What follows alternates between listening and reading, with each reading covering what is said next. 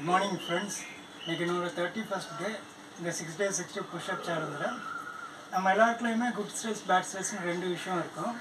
அதில் பேட் ஸ்ட்ரெஸ்ஸோட வால்யூமை மியூட் பண்ணிவிட்டு குட் ஸ்ட்ரெஸ்ஸோட உந்துதலோட ஆக்கப்பூர்வமான விஷயத்தில் நம்மளோட நேரத்தை விரயம் பண்ணலாம், முயற்சியை விதைக்கலாம். இந்த வீடியோ லாஸ்ட் வரை பாருங்கள். Let's start.